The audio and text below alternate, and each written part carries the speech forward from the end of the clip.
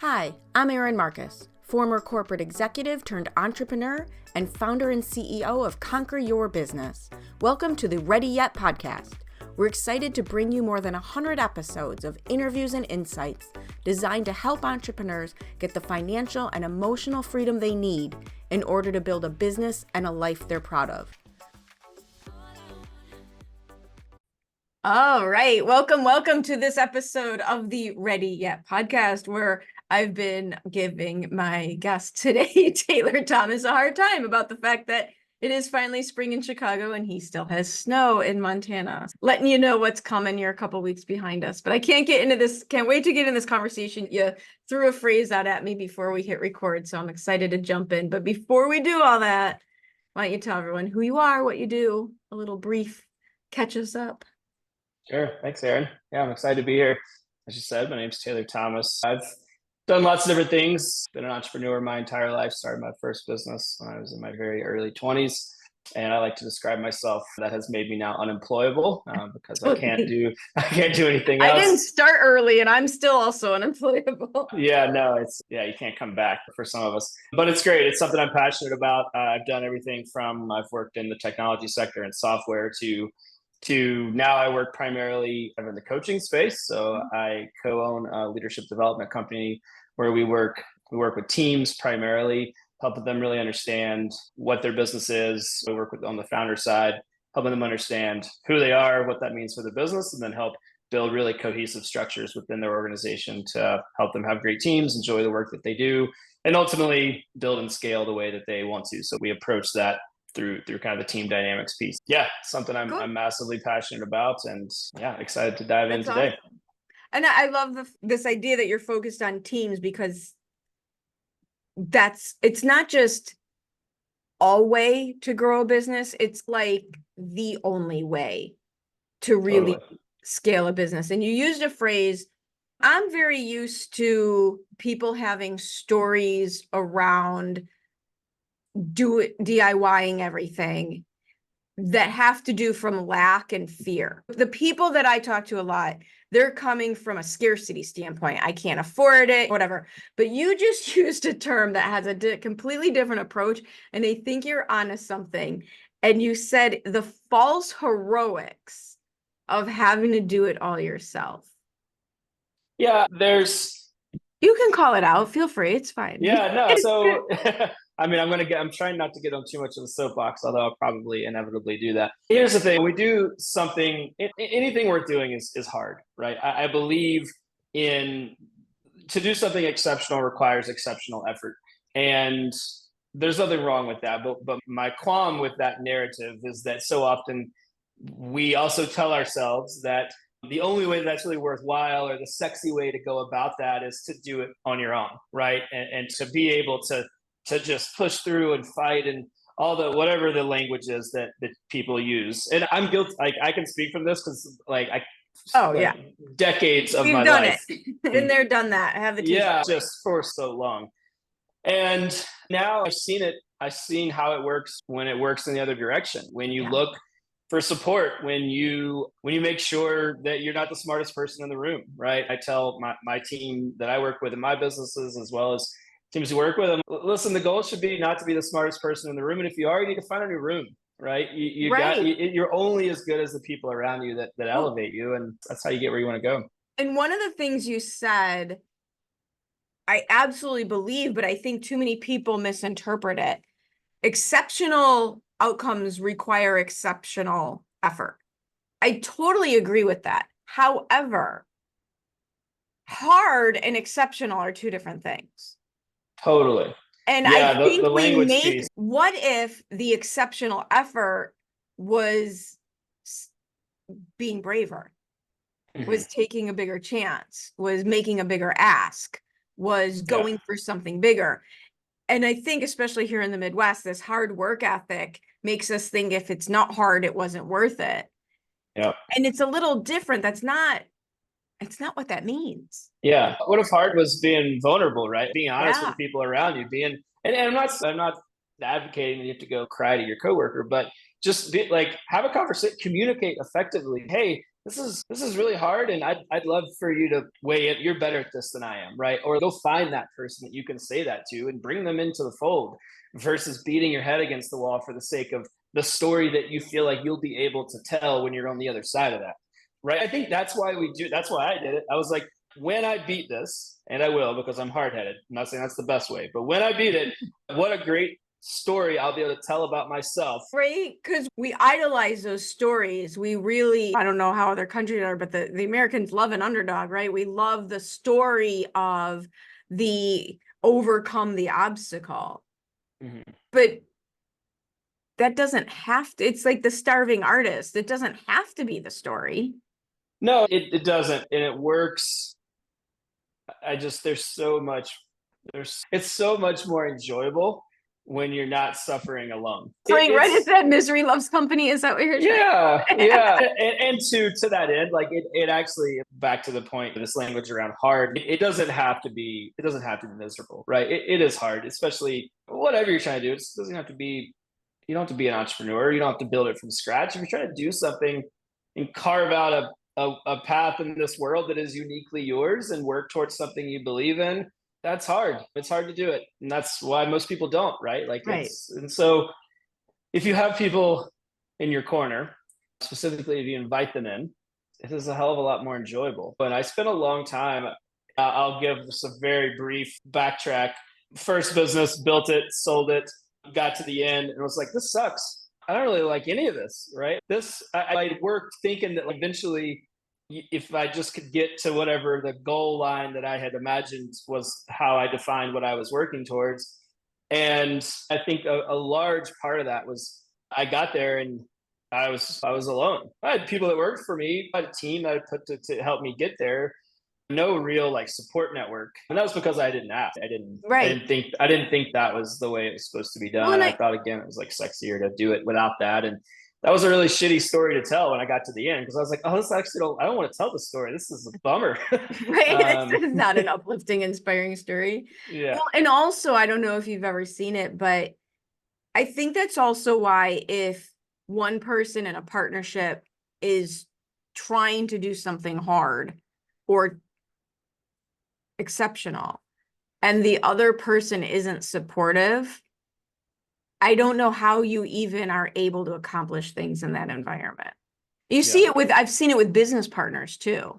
Mm-hmm. When there's not an alike, forget romantic partners and support system at home. I've seen this with when my last job in corporate, I worked for a company, we had a merger with a friendly competitor, and it was an amazing partnership because these two guys were such good partners for each other. They had different strengths and different approaches, but full trust.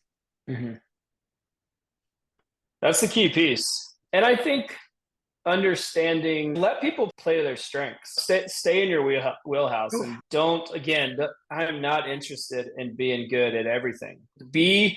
Get really clear on what your thing is and go super deep into that thing or those just handful of things and then backfill. That's hard, right? That I think that's one of the things that trips people up because again, coming from a place of fear or scarcity, we try to be everything to everyone so that everyone possible says yes to us.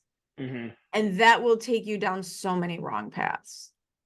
Yeah, whether you're talking about client acquisition or team building or any other part of your business. Yeah, you can't boil the ocean, or you could try, but it takes too much time and it's too costly. And I think it is the difference too between, since we're talking about language, it's the difference between management and leadership. And that leadership is that true invitation and that true support to help people like step into their full potential versus management is just like task delegation, right? I say this to people all the time. The biggest mistake I see small business owners, solopreneurs, and entrepreneurs make is they hire task rabbits instead of hiring for horsepower. Yeah. Your first few hires, if you're making them, should be people that feel like they fill like massive holes in your business. Don't hire the person who's just, you might need an admin. Fine, great. Like you might need a schedule setter. That might be not the highest and best use of your time, but those first few people you want should be rock stars, right? Use them like they're gas on the fire, not the people that just take some things off your plate. Because then you're just managing the people instead of doing the thing. You need that. You need those partnerships. You need those people that are coming to you. If you're the solopreneur, entrepreneur, or founder, owner, C-suite, if you're the person like steering the ship, you need those people coming to you with ideas in hand. And they're like, I think this is a better way to do it. And you would say, yes, right? If you hired the right person, or at least there's a conversation around there. Like, I'm all about, like, autonomy is the skill. It's the culture to build, and it's the skill to master in terms of truly giving that to someone and like going to sleep at night. Like, just being able to be like, I am not thinking about this person until they give me a reason to not think that they are a rock star. I'm going to sleep. It's their thing, right? I said when we were creating all the processes in my business, I knew what I needed the outcome to be, but I had nothing to do with creating. Like, the last thing anyone needs is me creating processes. There's nothing I had. I'm the one who's going to break it. So I did, like, the people who are good at this need to create the efficiencies and the processes, and then just tell me my part. Yeah. Be okay with being told what your role in that is, right? Like, I love that. Like, I just had a call yesterday with our ops person for one of my businesses, and like, I was like, just tell me what button to push that starts the ball rolling, and I will do what I'm told, because the process needs to work for the people doing it, not for me because I happen to be the first name on the list. Yeah. I always ask, what's my role in this, and what support do you need to execute? As a leader, like, if I know those two things, I can pretty well move forward, make sure that the team is good, make sure that I'm good in that lane. Again, I'm staying in my zone. I've clearly communicated that zone with everybody around me, and we move on. But that's great. And I'm not saying I knock it out of the park every day, but at least you're aware. I'm aware that when I don't knock it out of the park, I think that's recognition is a skill as well. Right. I really messed that one up. I really tried to take ownership of that when I should have just stepped away and gone for a walk or something. I always said that people talk about the stress of hiring and the stress of the team. I'm like, even when I've had large teams in my business, and right now we're running on a small team, but in this business, I've had larger teams. My last business, I had a really large team. My team doesn't cause me any stress. I'm sure I cause them stress, but they don't cause me stress. I know that's a fact in my, I think that's such a great recognition for one, or observation, and just something to lean into here is that's the narrative now, right? It's like, hiring is this, hiring is that, my team, I'm like, that you're a manager. If that's the case, you're a manager, you're not a leader. And I'm not throwing stones at anybody. Everybody's business is different. But the fact of the matter is the team is there for support. And I'm with you. I'm like, I wouldn't know what to do. If I woke up tomorrow and didn't have support, could I do it? Yes. But man, I could do a little bit of it. There's a lot of things that wouldn't happen. Yeah, not in the same way that they do it, not to the same caliber. And like, they're not what keeps me up at night, for sure. No. In fact, they're the ones that help me sleep, if anything. Because I know it's being done at a level better than I can do it. Learning curve is too steep. I think one of the things that I've noticed, and I learned this in corporate, I was lucky to have mentors along the way who acted this way, even in corporate. The way to get there is not just only hire for horsepower, but create an environment where people are allowed to screw up. Yeah. Because if they make mistakes and you don't have an environment where you're allowed to make mistakes, they'll hide them from you. Yeah. This is another piece of the puzzle that I am really passionate about, because one of the things that we hear, specifically if you spend any time in like the startup space, is fail fast. Right. So we make mistakes, we screw it up. The failing is not actually what we're talking about. What we're talking about is the response to the screw up. So you have to clearly define, as a culture, as an organization, how you respond to failing. And I can fail right now. I can fail fast all day long. I screw things up all the time. What do we do with that information, and how do we really feel about it, specifically from the leadership down, right? How does that person know that the founders or the leadership And then ultimately, the organization as a whole is going to react and respond when we fail fast. And so people are like, oh, we're agile, we fail fast. And then everybody is walking on pins and needles because they don't know what it actually means from a cultural perspective when we fail, or they know that it's not going to be received well. And we say that because it's really cool and sexy and that looks good in like an Indeed posting or LinkedIn or whatever. And then there's blowback, right? They actually don't want you to fail fast. They want you to figure it out with small hiccups along the way that actually don't cause any real opportunity for agility or navigation. There's also a really big difference between failing fast and not trying. I think people confuse, if we're going to fail, that means you didn't do your job. And that's not what we're talking about.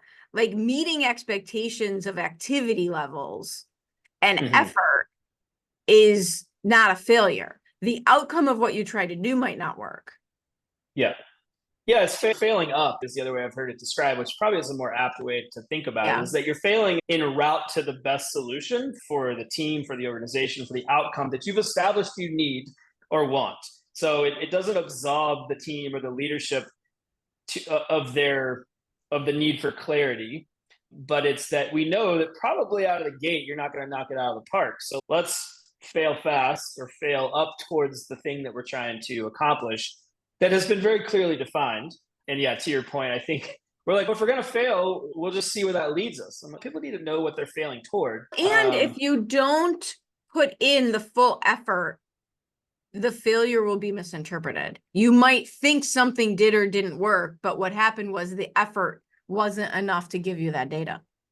Yeah, we know that we don't learn anything from success, right? So the only really time that we learn is failure. And so, yeah, to your point, if we don't give it 100% in the process, then we've shortchanged ourselves, and we've ultimately shortchanged the outcome.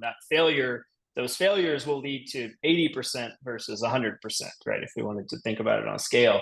So yeah, again, it doesn't absolve us of giving it our all and trying to. We can still try to knock it out of the park on the first one. We're gonna, again, as an organization, understand that in the route to do something extraordinary is going to probably take more than like the first hit, but we can try, and we'll try again, and we'll have more data to inform that next decision and so on. Yeah, I think there's a lot of people out there that I'm really anti the write your mission and vision on the wall, right? Like, what's your culture mean? What are you actually saying to the people that actually helps you move the needle? It doesn't matter if you have the ping pong table and the beer keg and like the cool visual. Like, how are you doing your work, and how do the people feel about the work they're doing? And you'll actually get yourself into a bigger bind if you have the fancy mission statement and the values, and then you don't act in integrity with them. Totally. Yeah, they only matter if you use them as a North Star, right? Yeah. And you believe them, you use them, and you know that is really your mission, right? And then ultimately, the mission is like the vehicle that gets you to the vision. And yeah, we have the right words on there. Proverbially, we as an industry of whatever, people out there running businesses, yeah, you have to act on it, right? It has to mean something. You have to believe it. And it starts with the leadership down, not meaning it's a top-down organization, but there has to be a very strong common thread. And you have to hire from that, and you have to think about how you behave based on that. That's back to failing fast. Like, one of your core values is, I'll say, agility. That's not a great core value, but we'll use that as an example. If anybody listening, don't use it as a core value. That's not good. We can do better than that. Then yeah, you have to actually, like, it has to mean something. You have to know what that looks like. And I've had people who work for me where if something went wrong, it devastated them. And here I was as the boss, the owner, the founder, the leader, and I was perfectly fine with the fact that XYZ didn't work. But the person was almost non-functioning because the thing they tried didn't work. And that's gonna, right? You have to, that's why you have to, like you're saying, hire for the values. Yeah. And the alignment of the values, because if it wrecks the team, that they're going to just slow the whole process down because they can't handle it. Yeah, I was going to ask you, you think that in that particular scenario, that was like a hiring misalignment? It actually turned out fine. It was PTSD from her former job. Oh, It was interesting. very That's a whole interesting. nother thing. I almost gave up on her. I Mm, almost gave up on her because she was devastated to me, too much, like out of alignment. Like it was excessively devastated by any little thing. But her previous job was a hit you over the head at any given type of situation. I almost gave up on her. I'm like, we're not, because I moved too fast for that. I'm too direct for it. And we had talked about it, but then when it came into play, it really threw her. Truthfully, though, there was something in her that said, you know what, just let it play out a little bit. And she turned in, once she got past that fear and saw that I meant it when I said, hey, things happen. She ended up being unbelievably amazing. And when I sold that business, I ended up getting her another job. And when she didn't want to be at that job anymore, I found her another job because she's just, in terms of a administrative backbone for somebody, she's fantastic. yeah. Yeah, that blowback from previous experience, it speaks to how important it is to do it well inside your organization. Because there's a ton of people out there that feel exactly that way. They've moved on from that organization. They truly can't excel at a new company because they're holding on to all the BS Oh, from the other one because they're just, and oh, again, that's where if you are the new company and you're trying to help a person like that, I think I've had people like that work with me too. where you just Like, know there's something there if we can yeah, get them out of the yeah. It most. speaks even more to the importance of what we were just talking about, where you really have to act on the things that you say your business is about. Where like, you stuck with it and you're like, I think there's something there. We just got to round the corner. Like, what's going on here? And then they're great. Also speaks to the need for that autonomy that we talked about. People want to do great work. That's a foundational Yes. belief of mine. Everybody 100%. needs a job, most people. We spend most of our time doing it. And most of those people, specifically in the roles that we're talking about, if you're in an organization that's building and growing, you're talking about really good people. They want to do great work for your business. You have to let them. You have to get out of the way. And there again, there's even now more than ever, there's this whole kind of, we don't have to get into that, but it's people don't want to work and people don't want to. And And I'm I like, just have not seen that. I haven't either. I talk to people every single day, either want to do great work or are currently doing great work and want to do more and couldn't be more fired up about it.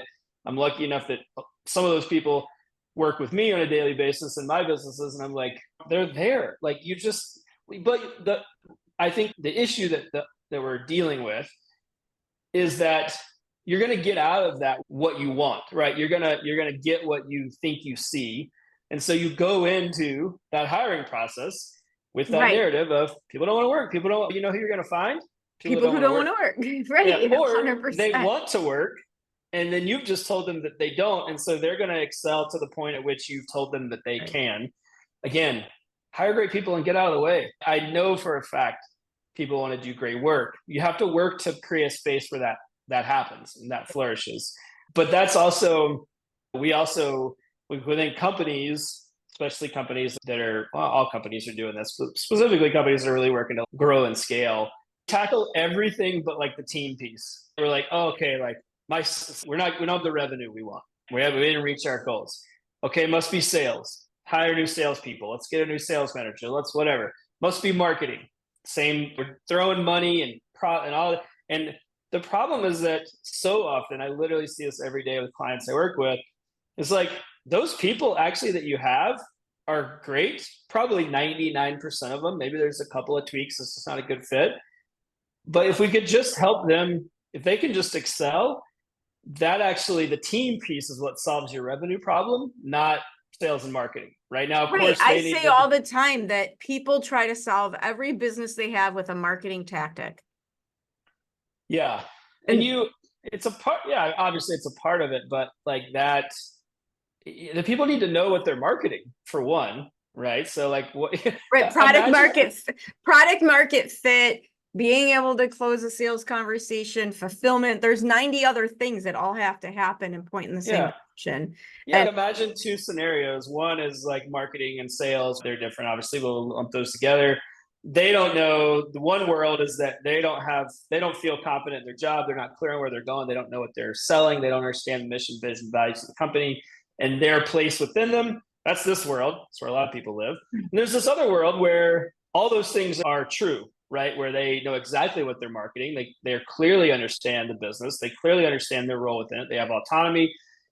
And who's going to sell and market better? Who's going to get better results? Right. The team that's built better and understands where the culture fit is there. And those teams can be exactly the same. And that's happening right now all over the world. Those two things exist, and one is crushing it and one is being crushed. And it's a function of team dynamics. It's a function of just letting people do great work because they truly want to. They just need to know how to do it. So how did this become, I could tell by the way you talk about it, it lights you up. So how did this become your thing? Largely from how we kicked off our chat, which is I did it alone. And with the team dynamic piece, I did it, I made a lot of mistakes. I did it poorly in different capacities. And I was like, this.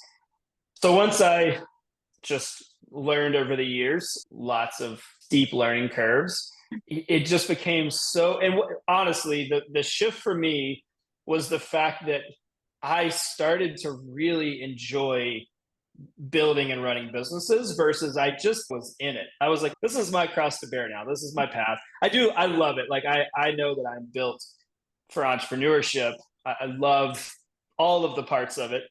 But at the same time, I was like, oh, this is a lot. I'm looking ahead at my path forward. And I was like, geez, like I'm a young guy. We're talking lots of time. I got to keep just battling it out. And it just I was not having fun. And I spend a lot of time working. And I was like, so this feels like it's it's going to be a challenge. Like this isn't necessarily how I want to spend this working time. And decades of working years. Slowly but surely started to shift in my own life and my own businesses. And I was like, it became very clear that was a bit of kind of my war path I was like, this is what I have to help other people do is if you're going to do this work and you're going to commit this time and effort, let's make it great. And again, it's a belief in other people too. I love putting people in positions to excel.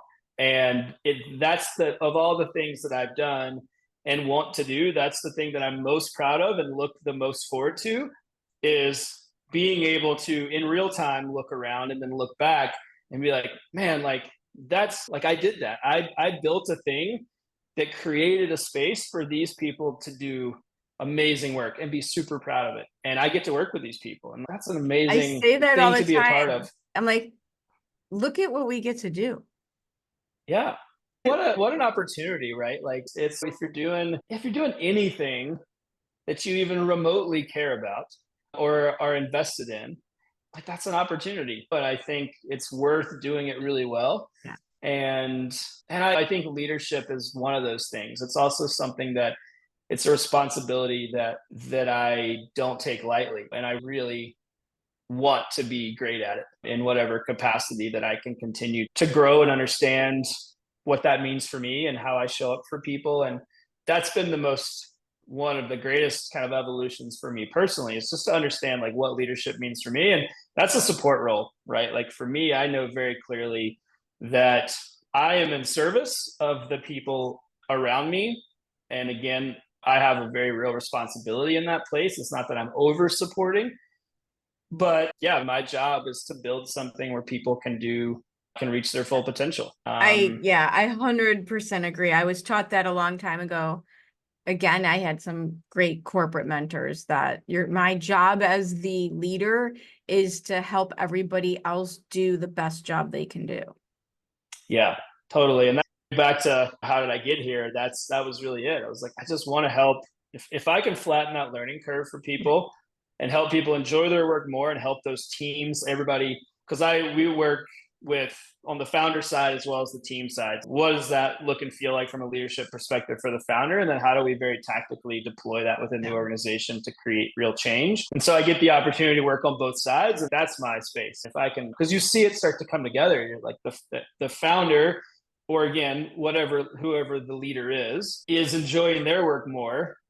and the team, and then the business is growing. So all these things start to click, and that's what everybody wants anyway, right? Right. We're here to make it. We're here to win in the sense that we want the business to grow. We want revenue, profits, salaries. How We want to all the have a pieces. good time doing it. To your point, if you're going to be working this many hours for this many years, let's do something that we feel good doing.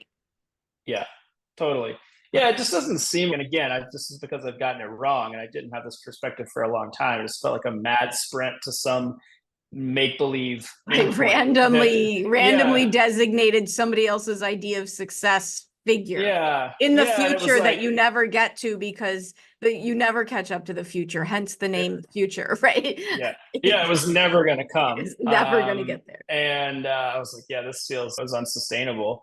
And that just doesn't have to be the case. And again, I'm an advocate of the work, and my work is a massive part of my identity. And so I was like, it has to be better than, right? And I know that's the case for a lot of people. And it doesn't, I'm not saying work has to define you or be the thing that like is who you are in the world. But again, like we spend most of our time doing it, for most of us, certainly for people that are high achievers or trying to do something a little bit bigger. So like it might as well not be miserable. And let's do this and not be miserable. And that comes back to the support piece, right? Like it's not that when you are inspired by the people around you. And I know that sounds maybe a little unreachable or existential even perhaps, but truly it can be. Like you can walk into your office or get on a Zoom with people. These people are awesome. Like I think that every day. Like I get on the phone with my team. I'm like, I said that to somebody. Cool, I've been out of corporate for long. Now, the first business I had was working with families with aging parents.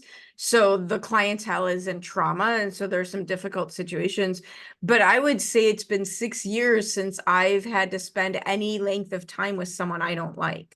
And the freedom, like, could you imagine that? Sure, I might come across people I don't click with as much, but it's only in passing, as opposed to people who've been trapped for ages in cubicles next to people they actively dislike.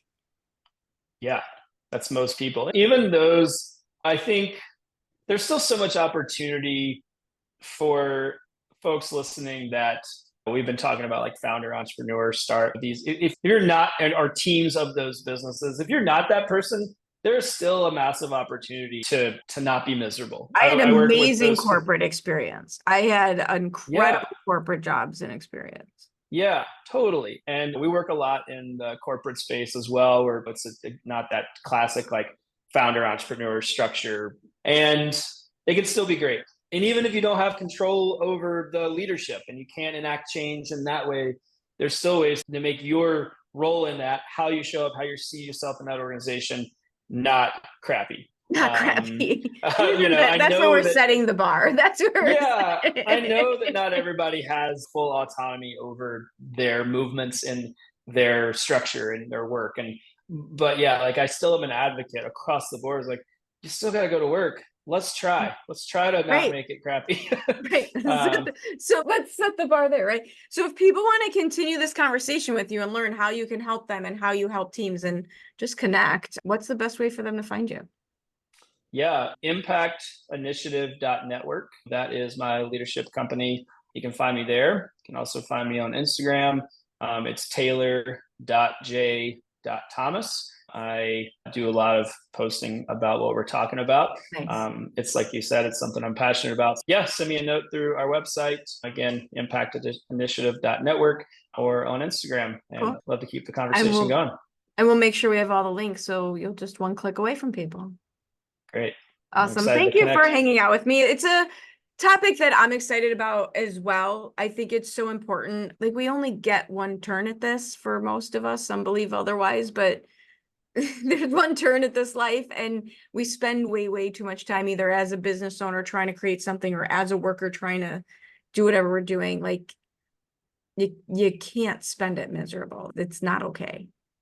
Yep, totally. Yeah, and there's, again, I think a lot of that support. Like we feel, you feel like you don't have any control over it. There's no one you can talk to. You don't have that autonomy, and working to create that, getting out of that kind of false narrative of heroicism goes a long way. So thanks, Erin. This was awesome. Thank you. Appreciate the opportunity to connect. Thank you so much. I hope you enjoyed this episode of the Ready Yet podcast. I truly enjoy bringing these stories of success and inspiration to you. Please join us in our mission to empower entrepreneurs to be in charge of their businesses and in charge of their lives by sharing this with anyone you know who would benefit from our tactical and motivating advice, leaving us a review, and letting us know if there are any particular topics you would really appreciate hearing about. See you next time.